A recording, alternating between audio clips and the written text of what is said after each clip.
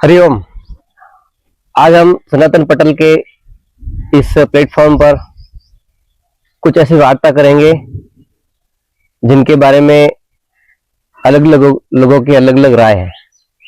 तो आज हमारे साथ है सिद्ध जोड़ बेरूक के महंत श्री गोविंदानंद गिरी जी। बाबू जी, आपका स्वागत है। बहुत बहुत धन्यवाद। बाबू जी, आजकल के जो हम वीडियो देखते हैं, ये सब कुछ करते हैं, उसमें लोग कहते हैं हमने शिव को गुरु बना दिया, कृष्ण को गुरु बना दिया। तो क्या ये वास्तव में संभव है या एक भौतिक गुरु का होना जरूरी है? देखो, जो आज के विचारधारा के आधार पे अगर हम बात करते हैं तो एक क्रिटिसिज्म बहुत ज्यादा है। किसी भी चीजों की अगर आप बात करेंगे, चाहे गुरु की हो, चाहे परमात्मा की हो, चाहे भगवान की हो, चाहे शिव की हो, चाहे जो भी देवी देवताओं के बारे में जो एक अलग क्रिटिसिज्म करते हैं। जो व्यक्ति प्राचीन परंपरा और प्राचीनता जो गुरु मर्यादा है, वो भौतिक गुरु का होना अनिवार्य है। कि देखो, अगर हम मनोरूपी अगर ऐसे मानते हैं कि भाई शिव हमारे गुरु हैं, राम जी हमारे गुरु हैं, तो ये केवल एक मन के अंदर, कल के दिन आपको किसी विषय में अगर जानकारी चाहिए या आपका कोई जिज्ञासा हुआ तो आप किसके पास जाएंगे? उस परम गुरु के पास ले जाने के लिए हमें एक भौतिक गुरु का होना आवश्यक। बिल्कुल, इसलिए तो कहा गया है ना, गुरु गोविंद दोनों खड़े, काको लागो पाए, बलिहारी गुरु आपने गोविंद दियो बताए। तो ये जो परंपरा है, हमारे गुरु परंपरा का जो विषय है, ये बहुत भौतिक है। जगत गुरु शंकराचार्य ने भी बहुत अच्छी बात कहा है कि कोबा गुरु जो हितोपदेष्टा, शिष्यस्तु को जो गुरु भक्ति है। वो आप मार्ग किससे अध्ययन करेंगे? मार्ग किससे जानकारी लेंगे? आप रास्ता बताने वाला भी कोई तो चाहिए। गुरु तो चाहिए ना। गुरु का तो इसलिए तो गुरु परंपरागत का, आप अगर कोई कर्म को कर रहे हैं, आप जानकारी विहीन अगर उस कर्म को करेंगे, आपको सफलता नहीं मिलेगी। इसलिए हमारे गुरु महाराज कहा करते हैं, श्री महामंडलेश्वर देव ऋषि गिरि जी महाराज हमें अक्सर दो बात कहा करते हैं कि बोले बेटा, पहली बात तो शास्त्रों को पढ़ो, और शास्त्रों को पढ़ने के बाद में जब अपने जिसको हम गुरु बनाना चाहते हैं उसके विषय में जानो कि गुरु कैसा होना चाहिए, गुरु की पहुंच कैसी होनी चाहिए, और गुरु की विचार कैसा होना चाहिए। गुरु शब्द ही विचार है, हमारे गुरुदेव कहा करते हैं। अगर गुरु आपको सही दिशा देने वाला ना हो तो आपको भटकाव हो जाएगा। जो परमात्मा के चिंतन के प्रति आपका जो विचार है या आप उसको ध्येय करते हैं, उसमें आपको भटकाव आ जाएगी। अगर ऐसा परंपरा नहीं होता तो गुरुर् ब्रह्मा गुरुर् विष्णु गुरुर्देव महेश्वर, गुरु साक्षात पार ब्रह्म, तस्मै श्री गुरवे नमः। कहता इनको जो जानकारी देने वाला गुरु होता है, उनकी जो उपासना करने की जो मार्ग होता है, वो गुरु प्रशस्त करता है। इसलिए भौतिक गुरु का होना अनिवार्य ही है। तो गुरु जी, अब जैसे आजकल के जो परिवेश में देखते हैं, तो उसमें सच्चा गुरु कैसे ढूंढे कि भाई यही हमारा सच्चा गुरु है, ये हमें इस भवसागर से पार लगा सकते हैं? क्योंकि आजकल के जो सोशल मीडिया हम देखते हैं जी, कोई पाखंड करते हैं, कोई कुछ करते हैं, तो उस इसी पूरे समुद्र में से सच्चे गुरु को कैसे ढूंढे हम? हाँ, ये जो पॉइंट आपने कहा, ये बिल्कुल आपकी बात जायज है कि आज के इस सोशल मीडिया की जो जमाने में या अनेक प्रकार की जो क्रिटिसिज्म के माध्यम में देखने के बाद आपको योग्य गुरु की तलाश करना बहुत ही कठिन है। लेकिन योग्य गुरु की तलाश करना इतना भी कठिन नहीं है कि हम ना ढूंढ पाए। ठीक है ना? क्योंकि जब हम किसी की तलाश करते हैं, वो अदृश्य वस्तु को, जब अदृश्य शक्ति को जब हम प्राप्त करने की जब वो प्रयत्न करते हैं, उसको प्राप्त कर लेते हैं, तो इस कलयुग में या इस सोशल मीडिया के जमाने में जानकार या योग्य गुरु तलाश करना कोई बड़ी बात नहीं। ठीक है ना? हमारे हम्म। शास्त्रों ने भी कहा है, भागवत में कहा है, गीता में भी कहा है कि गुरु कैसा होना चाहिए। समावेश, समविचार, समधारणा, ये 3 चीजें उन्होंने मार्गदर्शन किया शास्त्रों ने।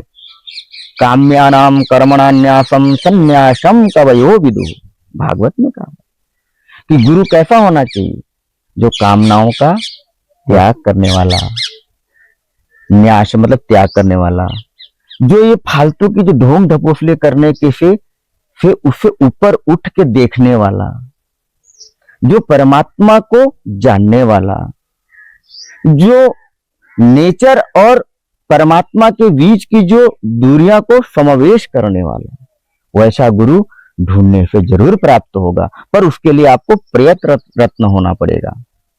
और गुरु जी एक बात और, जैसे कोई कोई हम देखते हैं सोशल मीडिया में जो बहुत बड़े बड़े संत लोग होते हैं, उनके पीछे आगे पीछे पुलिस वगैरह लगी होती है, तो क्या उनके सानिध्य में जाना अच्छा है, या कोई एक कुटिया में बैठकर माला जप कर रहे हैं उनके पास जाना जरूरी है? मैं यही तो मैंने आपको पहले ही कहा कि आज की जो सोशल मीडिया का जमाना है, सोशल मीडिया में जो दिखती है उसको सच मान लेना भी उचित नहीं है। और जो कुटिया में बैठे हुए हैं, कुटीचर साधु है, उसमें भी मैं आपको नहीं क्रिटिसिज्म करूंगा कि उनको में भी वो चीज नहीं है, नहीं कह सकता हूं, क्योंकि योग्य गुरु कहीं भी किसी भी जगह पे मिल सकता है। और जब आपका तलाश हो तो आप देखिए, परखिए। हमारे बुजुर्गों ने ये भी कहा है कि गुरु बनाना जान के, पानी पीना छान के। ये हमारे कोई शास्त्र में लिखी हुई भाषा नहीं है, एक नॉर्मल हमारे जो आम रहने वाले बुजुर्ग लोगों की जो बीच में बैठते हैं, पूर्वजों की मानी हुई बातें हैं। तो इसको मैं इसी तरीके से देखता हूं, जैसे मैं बहुत वर्षों तक तलाश करता रहा मेरे गुरु की। मैंने हजारों जगह देखा, मैंने गलियों में, कंदरों में, पहाड़ों में, अनेक जगह मैंने देखी। और मेरे नजरों में मैंने बड़े बड़े स्थानधारी भी गया, बड़े बड़े स्थानधारियों के पास गया जिनके पास लाखों भक्त हैं, जो मेरी तलाश थी, लेकिन मुझे नहीं मिला। और अंतिम जो मेरी मनोवृत्ति थी वो बिल्कुल हताश हो गया था कि मैं यार जिसकी तलाश कर रहा हूं वो मेरे को मिल क्यों नहीं रहे। अचानक फिर मेरे को दिमाग में आया कि इतने में हार मान गया तो अभी जीवन का तुम्हारा छोटा सा है, अभी तो बहुत लंबा जीवन जीना है आपको। तो फिर उसके बाद में पुनः तलाश शुरू किया मैंने, और जब तलाश शुरू किया तो धीरे धीरे धीरे धीरे धीरे जब मैं आगे बढ़ता गया तो एक समय ऐसा आया कि हिमालय के गोद में 25 वर्ष तक एक योगी उस बर्फ जंगल कंदराओं में तप करते हुए अपने आप को जो इन संसार से अलग किए हुए, जब मैं उनके सानिध्य में पहुंचा तब मेरे को एहसास हुआ कि गुरु ये हैं। साधु आत्माओं का मिलन आपको महसूस हुआ और आपने वो जी। तो उन्होंने मेरे को जाते ही मेरे को एक आभास किया, तू गुरु क्यों बनाना चाहता है, गुरु बनाने का उद्देश्य क्या है। उन्होंने के शब्द मेरे को 2 शब्द पूछे, मैंने कंफ्यूज हुआ कि भाई मैं गुरु क्यों बनाना चाहता हूं, मुझे खुद को पता नहीं। तब बोले कि पहले तो गुरु क्यों बनाना चाहता है उसका जानकारी लेके आ, अपने आप बैठ के विचार करके तो गुरु क्यों बनाना चाहता है। संपत्ति, चमत्कार या भौतिक सुख सुविधाओं की प्राप्ति के लिए, या तुझे परमात्मा की प्राप्ति करना है, या परमात्मा के मार्ग को जानने के लिए। हाँ, किस लक्ष्य से आप गुरु के पास आए? गुरु बनाना चाहता, वो पहले जानकारी कर फिर मेरे पास आ। फिर उन्होंने कंफ्यूजन डाल दिया। उसके बाद में कई वर्ष तक फिर घूमता रहा, और फिर जब मेरे को उद्देश्य का मालूम पड़ा कि नहीं, मैं संत इसलिए नहीं बना हूं कि पैसा, पावर, सुख, सुविधा इन चीजों को प्राप्ति के लिए, मैं संत बना हूं पाखंड को खत्म करने के लिए, अंधविश्वास को खत्म करने के लिए, और भौतिक संसाधनों जो नश्वर चीजें हैं इनको खत्म करने के लिए।